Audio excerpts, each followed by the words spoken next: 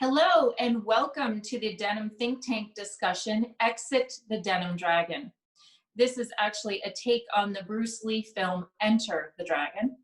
My name is Tricia Carey and I'm Director of Global Business Development for Denim at LENZ, and we transform trees into tencel, lyocell, and modal fibers, which are used by leading denim mills and brands around the world. To learn more about Tencel Denim, you can visit our Carved in Blue blog or follow us on Instagram, LinkedIn, Facebook, or Twitter. And to see amazing denim videos from our mill and brand partners, our series on Headspace, and conversations like these, you can check out our YouTube channel, Blue Lens. Given the experience of supply disruptions, COVID-19 has forced businesses to reassess their dependence on the China-centric global supply chains. The issue of supply diversification, including risks associated with foreign supplies, is seen as a key challenge that global companies need to address in the post-COVID-19 world.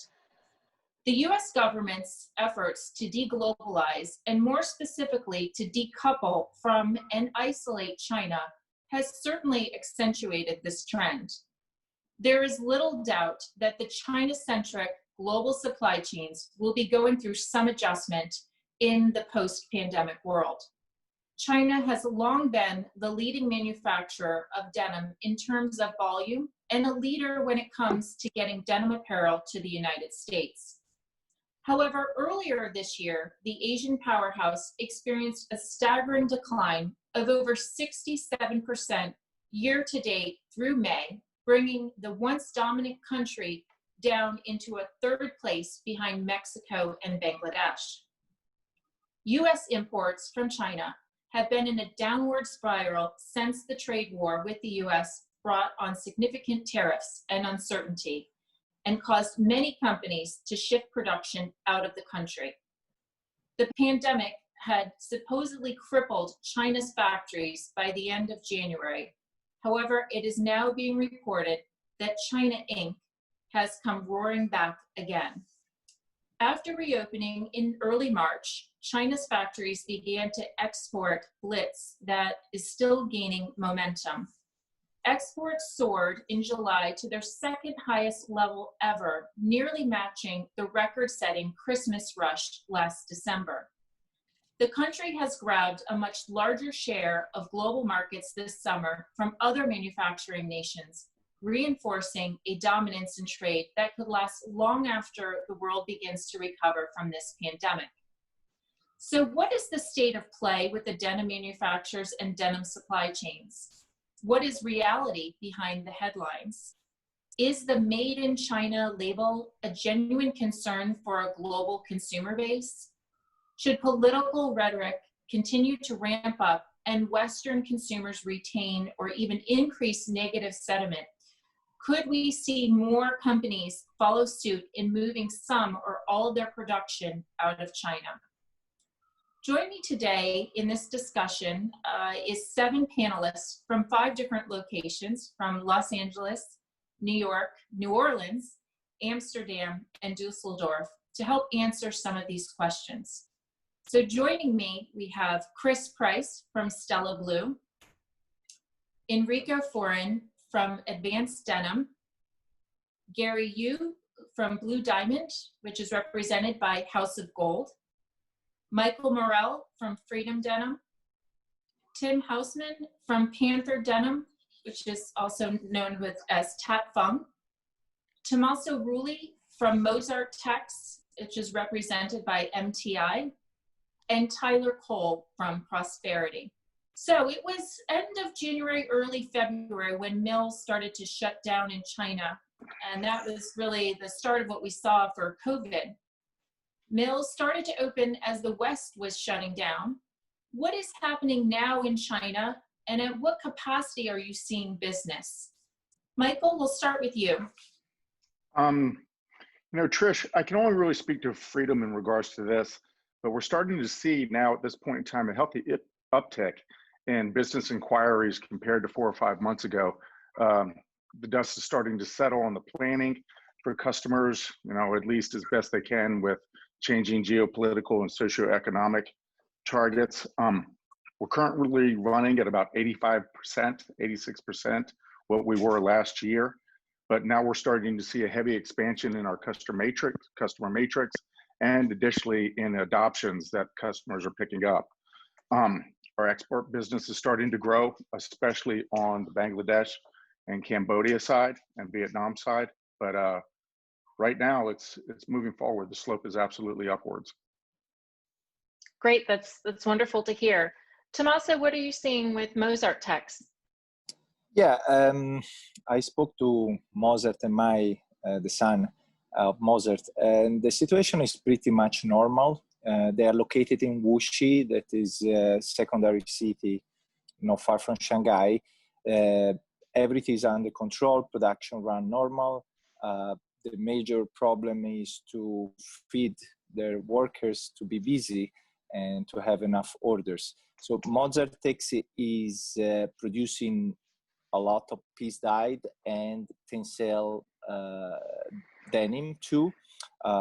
In the denim, they're trying to expand to more fancy version like a seersucker and jacquards to be special because of course being where they are more expensive than a regular denim producer.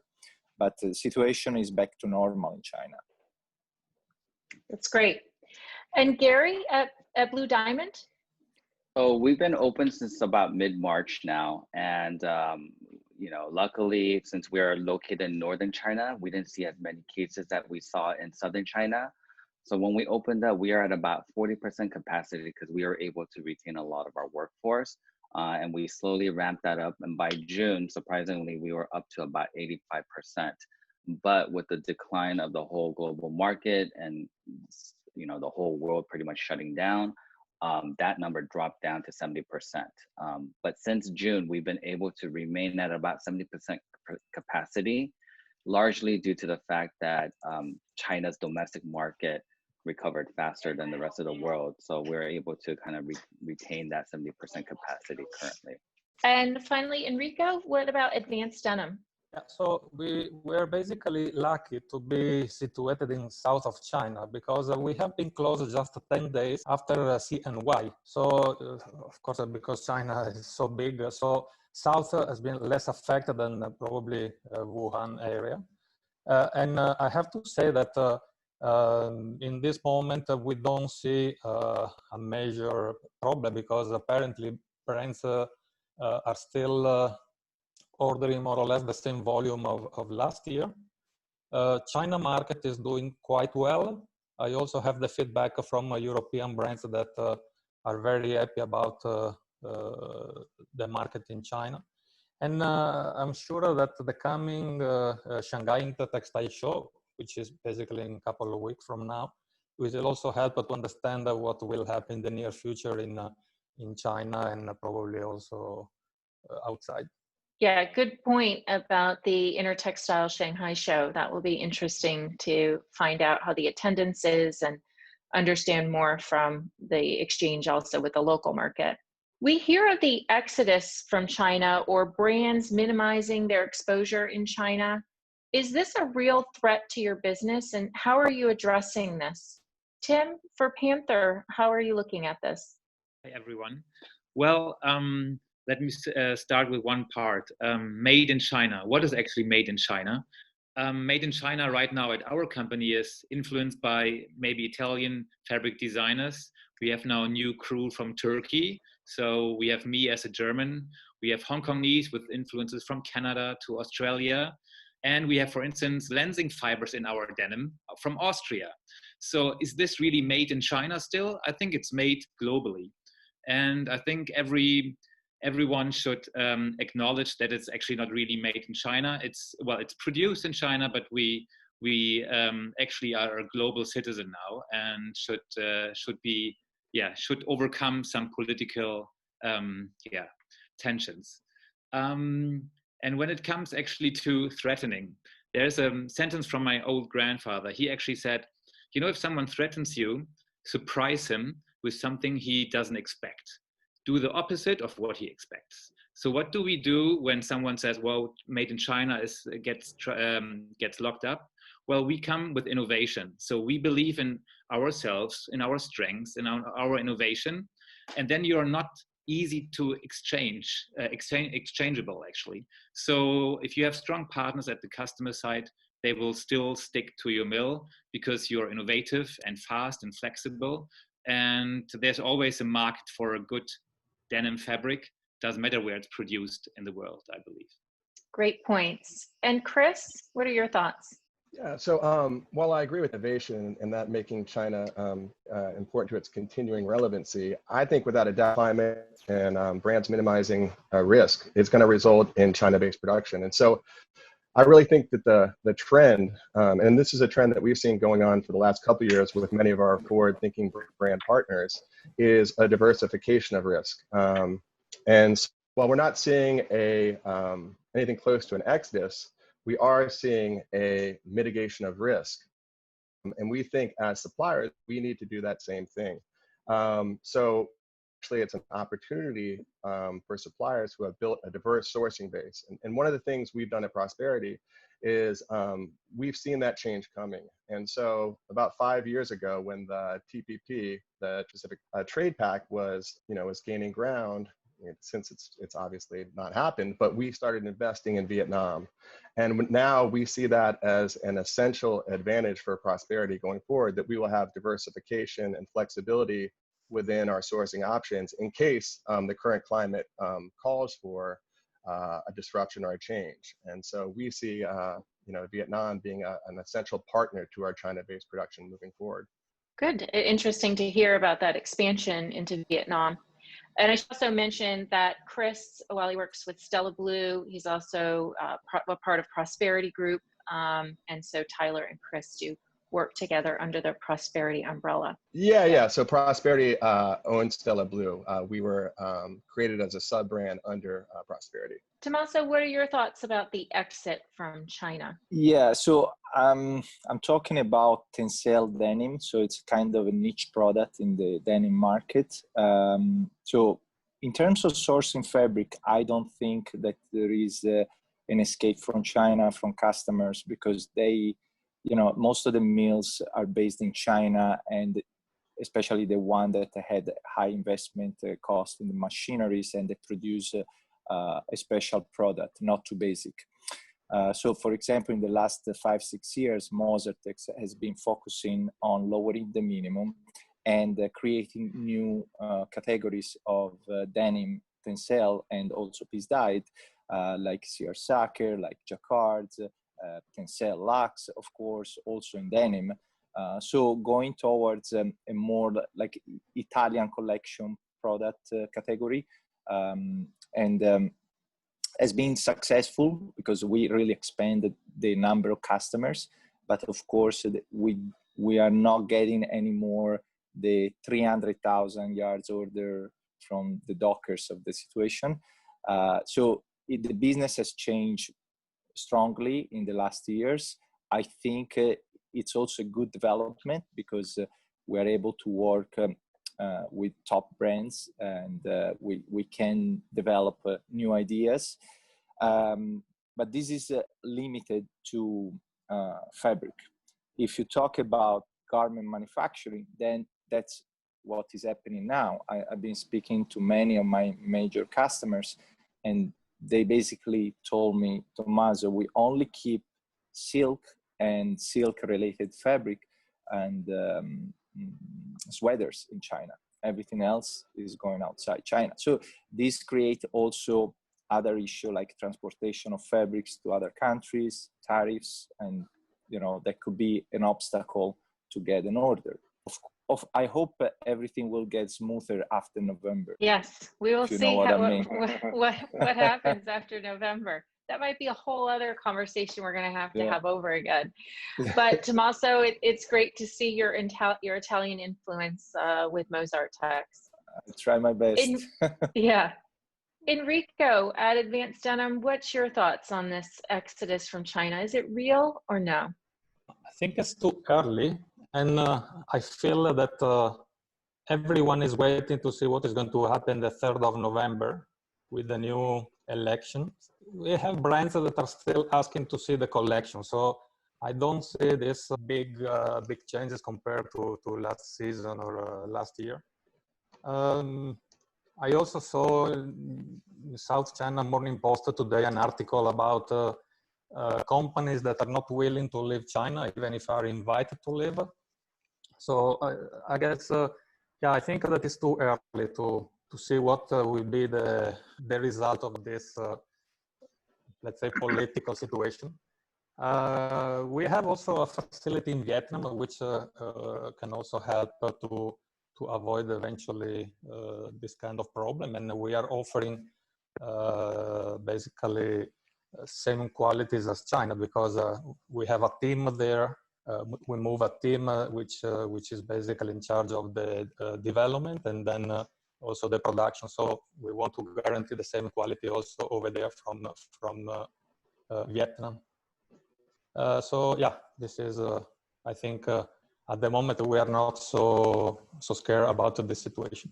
Great, thank you. Interesting also your shift into Vietnam.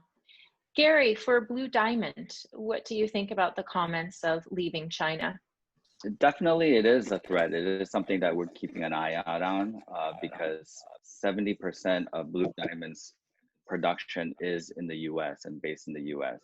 So we are to remain in a positive position in the U.S. We're focusing our attention on innovation and sustainable efficiency, meaning products that have intent, not just for the sake of making it. And also with what I shared with the opening, our domestic market has been doing pretty well for us too. So we're reevaluating our strategies and looking at how we can better our business in the China domestic market, but other international markets such as Japan, Australia, and Europe as well. Interesting, thanks. And Michael? Yeah, the industry from a needle standpoint has been hedging the risk, to Chris's point, for the last 15 years. It's been trying to exit out, or at least trying to take insurance against China. And that's going to continue to be the case as long as labor is one of the more expendable common denominators in our industry. The fabric, I don't know if I completely believe it. China still holds the lion's share of a lot of the mills. And on top of that, some of the best mills in the world from the standpoint of product and pricing and value proposition. And it's not going to change. To move a mill is tens of millions of dollars, if not close to $100 million. To move a garment manufacturing facility is a fraction of that. And not to mention the amount of science and physics and understanding of chemistry that comes along with the mill. So it's not a very easy thing. And lastly is that for the most part, even with November coming about, we're talking about the piece goods. A lot of the tariff issues go on the making of assembly, not necessarily the piece goods themselves. So in regards to Cambodia or Bangladesh, you can be in any of these countries in a relatively short amount of time. And as long as the mill is good on calendar and creates a very high value propositioned product, I think China will always be in demand. Thank you. Good statement. China will always be in demand. Now let's talk a little bit about one of the challenges that we see within our industry around circularity. And with 50 million tons of textile and apparel waste discarded annually around the world, how can we in the denim industry truly make an impact? And is this a part of your company vision? Gary, what is Blue Diamond doing? I mean, just in general, yes, there's just too much waste everywhere. I think all of us, we need to reduce, we need to consume smarter. This circularity is very important to Blue Diamond. And what we're doing on our part is to take steps we recently installed a lot of recycling machines to recycle our production waste, like yarns and swatch blankets and whatnot. And we actually put that right back into our line. So our recycle collection has greatly grown. Another reason why the recycle collection has grown compared to the other categories is we feel like that's like the gateway to having consumers understand what sustainable products are. And it's easy for the brands to market because it's easy for the general public to understand. So education is a very important part of all this, because circularity, it's like, where do you start? We can start on the fabric end, but if it's not designed properly, people are not going to understand how to recycle and upcycle. So with recycled cotton, we feel that it is also the most cost efficient, and it's the easiest kind of gateway sustainable product. And from there, we're able to educate the brands into other fiber contents, and we're kind of educating them to move more into be less poly dependent and more natural fiber dependent. And so we're kind of sharing them different products. Not only that, another strategy we have is we take our best-selling articles that they run really well with, and supply them with a sustainable version of it, and then also educate them on how it can be recycled. Because I think our hardest goal right now is recycling the garment itself for us to get to a true circularity standpoint. So we're doing what we can on our part, but largely we have to really educate the end user on this. Completely agree, Gary. You know, it's all around education, and you're right. We can't just look at one component. It's looking at the garment in its entirety. Tommaso, what is Mozartex doing around circularity? So Mozartex is, of course, developed a full category of refibra fabrics. The challenge there is price point compared to other more basic fabrics. So to push this kind of process, it would be needed an help from the government that, of course, we don't have in the last 4 years in the US. So those tariffs that have been imposed could have been imposed to non-sustainable fabric versus circular, produced fabric. So recycling definitely has to be pushed up to more than 1% like it's now. And it can go from the government, it could go from the design. Design could be designing like a mono-material garment that it's easier to recycle. I'm working on a few projects also on synthetics, everything biodegradable in the same product. So there are many points of view on circularity that should be put together and push on in this direction. And of course, also the brands, they should accept that recycled fabric has a lower standard than a new fabric. So they could be also reviewing those standards. I started my career with recycled wool from Italy, and we never mentioned it was recycled because it was a minus to the customer. But now it's kind of trendy and many brands are looking for it. But they also have to accept the downside, or the recycling most of the time creates something a little bit weaker and with the other issues. So, but also you can get some affordable recycled products too. So definitely we need to push in this direction. Mozartex try with the refibra. They also use TENCEL leftover to make a new special handmade paper that they're going to use at the fabric shows, but that's a very small project for now. Yes, there's trade-offs with everything, Tommaso, and I do think that the paper project that Mai initiated is very clever. So, and Tim, at Tatfang, what are you doing around circularity?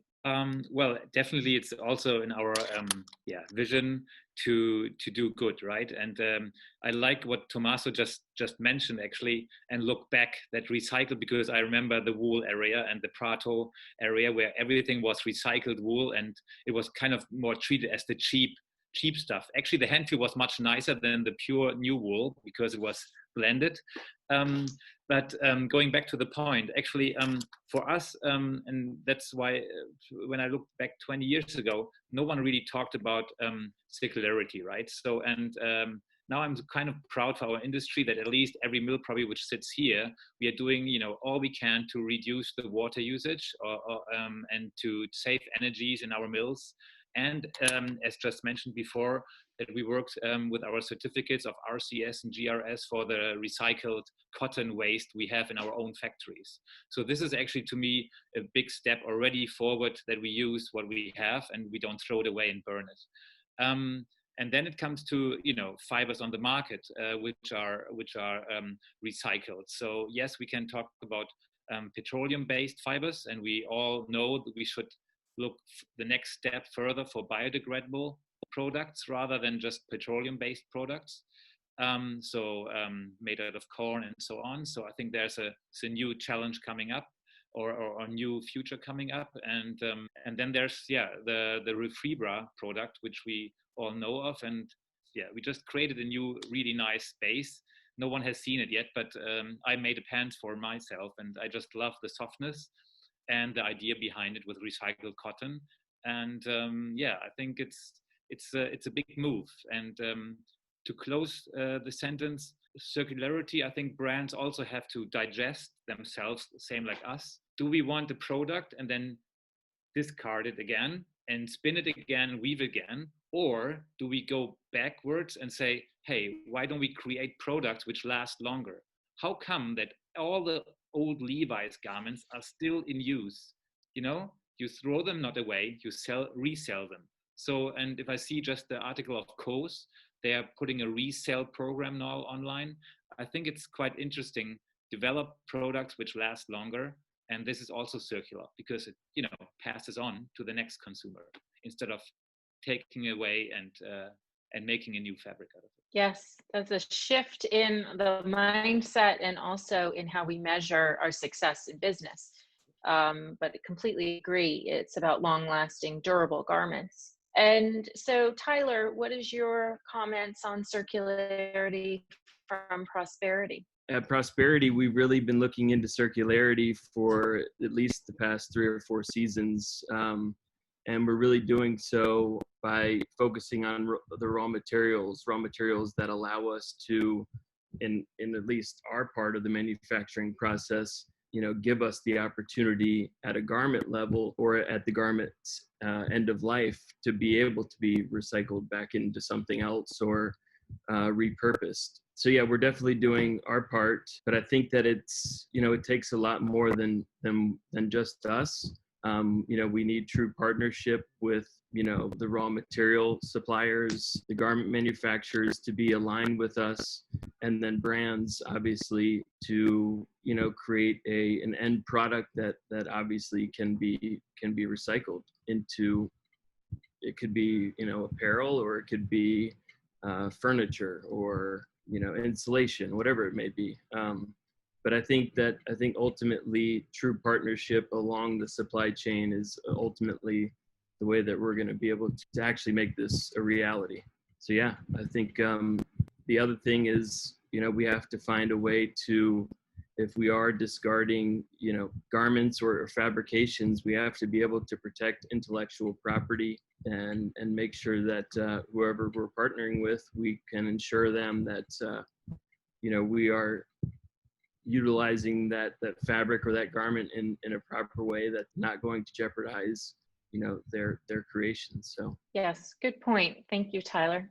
We are hearing more discussions now about knowing where products are coming from, who is making them. How much is too much transparency, and does the consumer really care?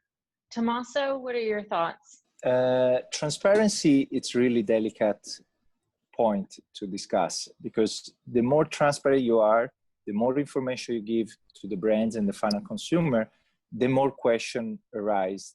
And, it could be also a problem to answer to the additional questions. So I had a great experience working with Everlane as a supplier, not in denim, in another fabric category, but they helped me also to bring in Mozart. And they show me how they're being transparent to the consumer in terms of pricing, in terms of factories, the really innovative way of communication with the customer that also help the supplier that is considered more like a partner to get additional business from other brands. Because once you are in that website, you can show it to other competitors, and they really, some of them, they push for having the same product. So I have to say that transparency is very, very important now, but it has to be done carefully and be sure 100% of what is being posted on the website, on the campaign, because it could also bring other problems to the brand. And during COVID, I noticed probably people had more time to research and to compare, and less shopping, more reading, let's say. And then hopefully this will bring like a more open dialogue, a constructive dialogue between the final consumer and the brand. Sometimes social network could be a little bit tough on directing critics to the brands because they do something in a certain way or they buy certain material. But I would like to remember there's not really a perfect sustainable material yet. The important is to improve step by step every season to bring some innovation and to lower carbon emission, lower waste, and help the environment. Well said, Tommaso. Yes, progress over perfection. Yep. Tyler, what are your thoughts on transparency? We'd like to hear more from you. I believe that the consumer does care.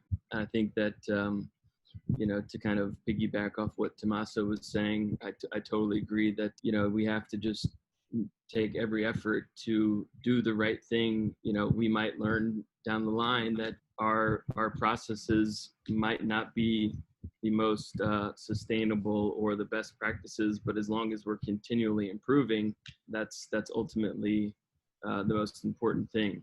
I know that we've been having a lot of discussions within the supply chain for many years about transparency and I think now more than ever it's majorly important that we find a unified voice as the industry with a unified message to make sure that we're all telling an accurate story to the consumer, so we're not misleading anybody. And I think that there's some interesting new technology out there to provide true transparency, which I'm excited about. Yeah, definitely. I think now we see this advances and acceleration that technology can be integrated into our industry in kind of this old way that we've been working. And really, like you said, Tyler, to avoid a lot of the greenwashing that happens. Enrico, what are your thoughts around transparency? How much is too much? Yeah, first of all, I don't think the final consumer care much about transparency, especially for the one buying cheap. Maybe it's a bit different for consumer, for high-end or luxury brands, because of course they want probably to know if it's worth to pay for what they are buying. Yeah, I believe all level brands should be the one to guarantee to their consumer that they are producing in the right place, in the right company, using the right company. And of course, it's up to the producer to be transparent and to share the information that can be shared, because as Tommaso says, sometimes transparency can be used to understand technology or development where you have invested a lot of time and a lot of money. So this is not a transparency anymore. This is just trying to get information and share with other companies. So yeah, I think that the final consumer is not really care about what's going on the other side. So, and again, I have to say, especially for the one buying cheap. Yeah, for sure. And Chris, what is your perspective on transparency? Yeah, so I think while the end consumer may not have the time or the curiosity to ask about every component of their jeans or their shirt, I think they put the trust in the brand to deliver a product that is ethically sourced and that they can be proud of wearing. And so while we don't necessarily need to market every bit of transparency, I think as suppliers, it's our responsibility to be able to articulate where all of our materials are coming from and what conditions they were produced in to the brands. So when the consumer asks that question, we can supply answers and the brand can supply answers that they can be proud of. And so, something we did with Stella Blue when we started was, we know that there's problems with generic rayon and generic lyocell. And so we said, just from the start, we're going to go with only LENZ branded, not to plug your product, but LENZ branded, EcoVera and LENZ branded TENCEL, and we're not going to use generics. So, because we didn't really like the answers we were getting when we asked about, where they were coming from or how they were made. So, I think that while from a marketing standpoint, it can be delicate, we always want to have the right answers when they're asked. And so, with all the scrutiny around cotton right now, that's something that we've been looking at from a Stella Blue and Prosperity level of like, how can we ensure that we are offering, traceable cotton that poses very little risk to the brand. And so that's something we've really been working on, and something that we're really proud of our solution, that we can now not only, tell you, we have an option where we can tell you not only where the cotton was grown, but also the field it was grown on and what farmer grew it. And so we really believe that while it's not essential that every brand market that transparency, because I do agree that it can invite a lot of kind of criticism and nitpicking, I think we always have to have the answers ready for the brand, or, the ultimate, and the brand for that ultimate end consumer when asked. So I guess I believe there's never too much transparency. Great, thank you. And Chris, what technology are you using for that cotton tracing? So we are now using E3 cotton, which is sustainably grown US cotton. We're using that. We've transitioned almost 50% of our Vietnam facility to E3, and we are going to be transitioning ultimately Vietnam to all traceable cotton, hopefully within the next 3 years. So we're really excited about it, because we see that as something that we want to be proactive in and correcting. Great, very interesting. So the value of denim imports is down 39% over last year. And while we've seen some knit sales increase to make up this difference, are we entering another denim to knit cycle? And what does the denim industry need to do in order to avoid the demise of denim? And you might have seen, we wrote an article about this also on Carved in Blue in reaction to some of these headlines that we were seeing.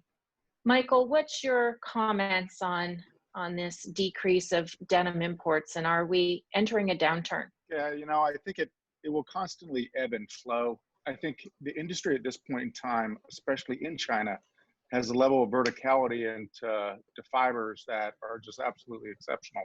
Many of them are lensings that can emulate that softness, product, and everything else that it has, and give that structured look of a product that is a little bit more refined. And that's my opinion to it. I think that denim, for the most part, is just going to be here to stay. It's not going to go away. I think that especially from the China side, I think that we'll be able to support those products at a pricing structure that makes it very competitive to supply that chain across all demographics of pricing. And I don't see it really going away for any long-term scenarios. Maybe for a little while people are wearing pajamas and sweatpants more frequently working from home, but I think it will be really, truly short-lived. Great, thank you. Tyler, are people trading in their jeans for sweatpants? What are your thoughts? I don't think they're trading in their jeans for sweatpants. They might not be wearing any pants altogether. No, but in all seriousness, I mean, this kind of reminds me of like 2016 when athleisure was at its, it was everything. It was the denim was going away because of yoga pants, and what were we gonna do? We're gonna start making indigo yoga pants, but I think we ultimately found solutions, to create product that kind of complemented that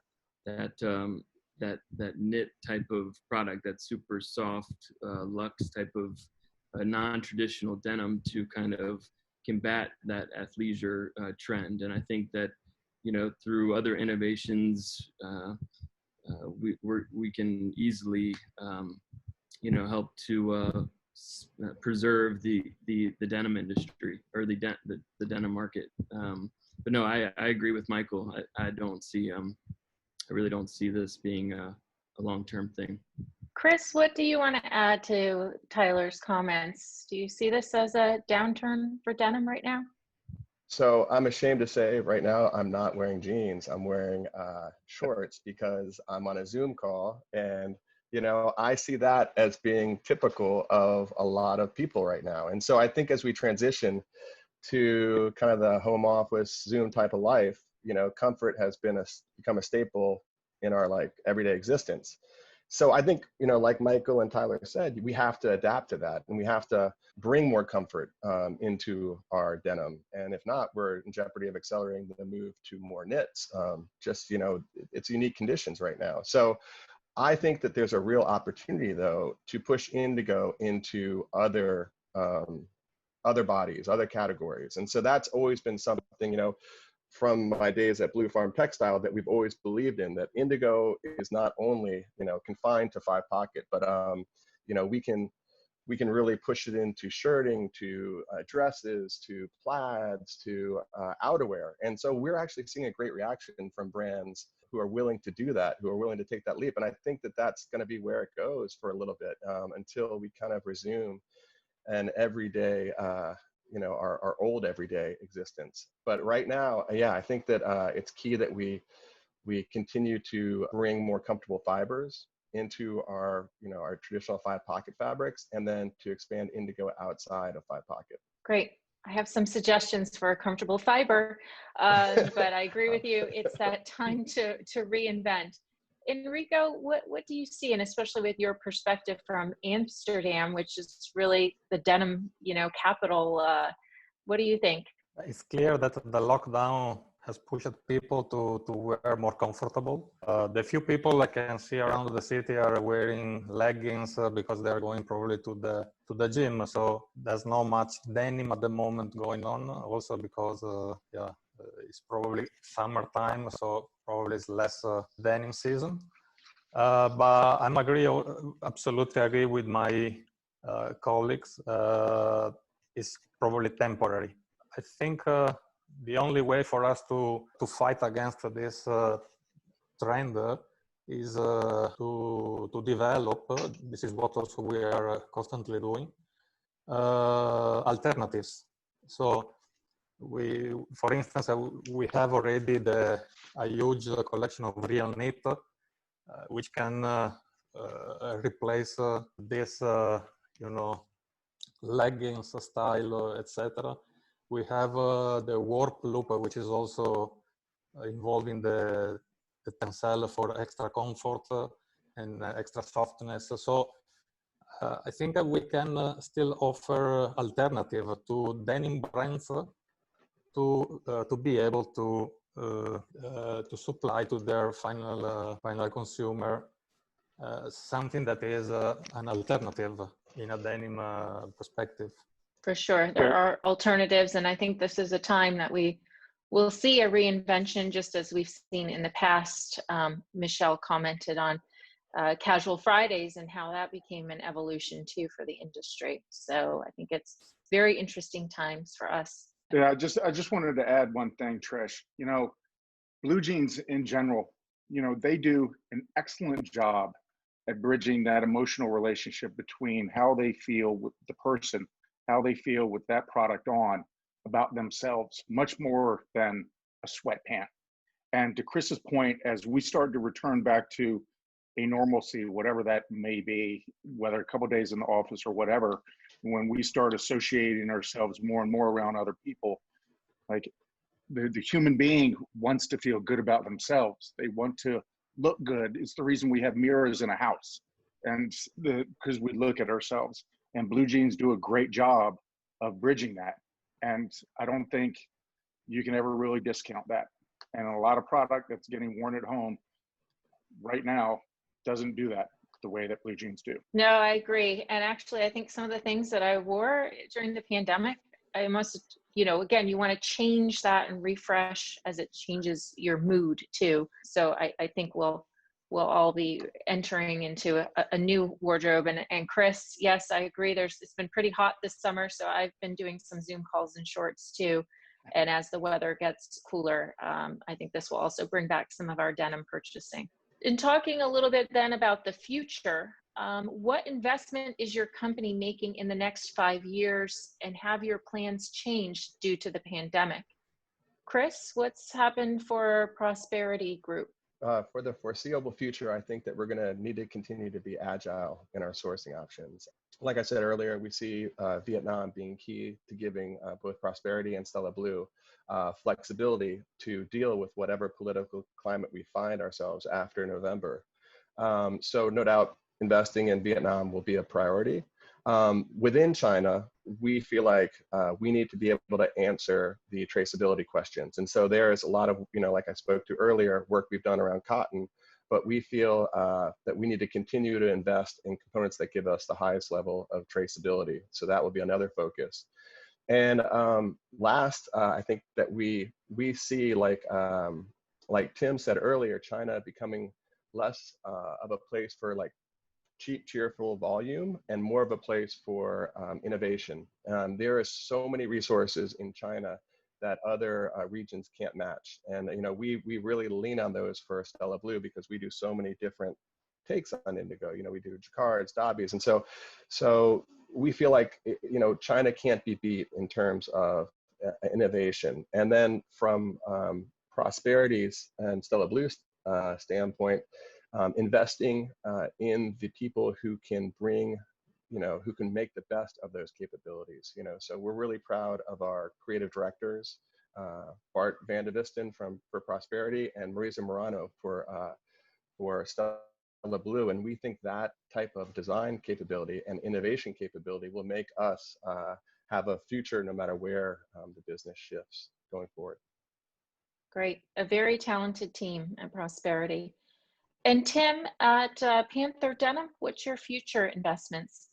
Yeah, I just want to hook to Tommaso very quick, because I'm never wearing actually sweatpants or less unless I go to sport, but I'm wearing sometimes boxers. So maybe a denim boxer could be a kit. But yeah, coming back to your question, sure, a denim boxer with TENCEL, for sure. For Panther Denim and the future, well, the investments for the next 5 years, we just came out of a big discussion. So we believe that, the sustainability topic is so big. So we are trying to turn around every step we do in production. We try to turn around machinery or invest into new machinery. And this haven't stopped because the traceability in terms of digitalization and that in terms of circularity, you need maybe new machinery. So we are all open and analyzing the market right now where we invest. And we will not stop this because we want to give a reason to the market to place orders with us. All of us, I think, sitting here, we have strong mills in the background who have the power to still be really relevant in the market and drive the market with newness. And therefore, one example, in January, I was with my boss in actually the whole board team in Turkey, and we hooked up a big joint venture. And there was nothing. There was on 10th of January, and there was maybe some rumors about COVID, but not really like seriously action. And there we actually signed a big joint venture with a R&D team. Hitch, you probably know Tricia Hamid, so who also loves lensing and TENCEL products. And so we actually invested into for the next 5 to 10 years in a really big move to bring our facility up to the top level. And during the March and April sign off the all paperworks, sure, we had squeezed feelings. How can we manage this? They cannot fly to China to sit in our mill to work in our spinning and dyeing and finishing houses. So how do we work now? And finally, with Zoom calls and all the digital possibilities right now, we quite well manage our joint venture now, even from abroad, from Istanbul to China. So I believe, we all have to be agile and have to push for the next. And that's what we love to do. Definitely. The resilience will pull us through. And Gary, at Blue Diamond, what is being done for future investments? So for the next 5 years, I mean, honestly, it's going to be tough for all of us. But we feel that if we can withstand this storm, we're going to come out stronger than ever for anyone that can withstand this storm. What we've been doing is this time actually allowed us to restructure, reorganize, and time to think. And it's actually been good because I think everybody was moving so fast. We originally had plans to open up a new mill within the year, but we actually took a little step back and we are reevaluating step by step instead of trying to rush and build everything at once and see how fast and big we can build it. We're actually taking a step back, taking a breather, and just seeing what we can do to better our spinning facilities, our dyeing and whatnot. So we already invested in Smart Indigo and a dynamic ozone finishing machine for sustainable finishing. But we're just really restructuring to see what we can do and be more focused in our innovation. And again, the word that I wanted to use was to have intent in what we're creating and innovating. That's something that Adriano has been focusing on for many years. And so, you know, instead of producing massively fast, we want to focus on producing more focus. And we realize also with our customers too, they themselves are more focused. Our collection is half of what it used to be last year. And I think this is good for everyone, you know? So hopefully this will lead to a more cleaner process and with better control. Great. Thank you, Gary. Yeah, I think a lot of times we were always, what's new, what's next, always more and more and more. And you're right, designing with intent and, you know, making sure that even our communication has the right intent behind it. So when we look at the future, we know right now the denim industry is an 80 billion plus industry. Those are numbers that are quoted. And statistics state that 20% of apparel that's produced is never even sold. We all agree that there is more weaving capacity than demand for the fabric. And following the economics of supply and demand, what do you think will happen in the denim industry? Where is our reset out of all of this? Tyler, what do you think? I actually believe the reset is happening now. I think that you know, whether it be, you know, denim manufacturing or car manufacturing or any business for that matter, you know, everybody's going to be very cautious going forward. I think that you know, I think we're going to be a little less inclined to just go ahead and produce, you know, at you know, for any order or any potential order or just to meet deliveries. I think that you know, we're just we're right in the middle of a time of reflection, and that reflection is allowing us to be smarter with our decisions and to make sure that we're partnering with the right you know, people and customers that you know, are willing to you know, be honest and straightforward with you know, with demand. And so I think that long story short or short story long, we're in the midst of it now. This is the reset, and I think it's, you know, I think it's good. I really do. Great. Tim, what do you think? Supply, demand, where are we going? I think that the key point here is that for the reset is that we all, you know, we all see that turnovers are not back to 19 levels. So, and they, who knows when they will be or if they ever be. And I think the reset of the industry, totally agree to Gary, is needed. We were all too fast. If I imagine even myself like traveling 2 weeks a month and now 6 months sitting here, quite interesting for family matters and also business life. So I believe that the industry right now resets in a few aspects. I noticed that the customers, which I still already can visit around my area, actually they all want the traceability, as we discussed before. So we actually have an opportunity now as strong mills to go stronger out of the crisis and be relevant. And I don't believe that, I hope that the brands acknowledge what we do and what we invest, because circularity, transparency, everything comes with a cost, plus sales and marketing. And so we should actually push this to the brands and and partner with them more closely, like the automotive, the car industry are doing. So we should be more partners than suppliers and not be so exchangeable.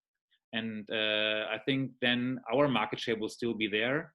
But I don't know. I don't know how you guys see it, but I hope that some of the really let's say copycat mills, which are actually not innovative enough for the market, which maybe can offer 10 cents less in the same fabric base, will maybe reduce their volumes and maybe be even off the market. So that's, I believe there's a reset in this mill section as well. Yes, I agree too.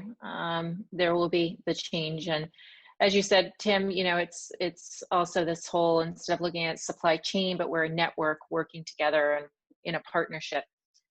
Michael, we'll end with you on your comments on what you think around supply and demand. Yeah, so, you know, there is obviously too much supply. You know, we pointed that out earlier. And I think that, you know, COVID and what's happening with this pandemic will kind of accelerate the consolidation. And there's going to be victims that come out of this in every single country, on the needle side and on the mill side. It's inevitable. I think the things in the mills that will be left when we come out of this wormhole will be best in breed operations that are nimble, flexible, operations that, for good or for wrong, have deep pockets, that can deal with the credit issues that are coming forward over the next 12 to 24 months, even as retailers get their feet back under themselves. I think it's going to be mills that give incredibly good value proposition across all facets of how we define value, everything from transparency to innovation to quality control to the processes that they run. And the mills that don't feed all those facets of the value proposition will be victims in it. To Tim's point, that you're just cheap and all you do is copy. There's not going to be a big need for that. There'll be some need. There will always be a customer base and a demographic that will just want the bottom of the barrel in price, and that's the only way to define value. But for the mass majority of customers out there, I think they're going to be seeking best in breed organizations, and those are the ones that are going to make it. I really do. And I think you'll see consolidation and victims in every single country, everything from Bangladesh and the United States all the way through China. And hopefully Freedom is set up to be one of those that makes it. Great. Thank you, Michael. And just in closing, we're going to do a rapid fire through our panelists and stating one word, how you feel about the industry today. And we'll start with Chris. So it has to be one word? One word. Oh, one word. God. Challenging. But who don't like Enrico? challenge? Okay, great. Enrico, one word on the industry today. I would say stimulating. Great. Gary? Resilience. Michael? Exciting. Exciting. Great. Tim? Positive. Tommaso? Hopeful. And Tyler? Sedentary. No, I'm just kidding. I would. All right, I got to go. Yeah. I'd say fortunate. It was one word. I can't count. Well, thank you, everyone. A big thanks for all of our panelists who shared their time, their thoughts, and their expertise. I really enjoyed this conversation. I miss seeing you guys in person. And I also want to give a thanks to Michael Kinnemonth, who's a big help and support in putting all of the webinars together, as well as Mohsen and Sadia, who handle our hosting and our graphic work development. So I want to say, stay tuned. We'll be having more Instagram Live and webinar events coming up. And I'm going to sign off with our TENCEL mini jean. And thank you all for joining us today. Thank you, Tricia. Great. Thank you, Thank you, Tricia. Tricia.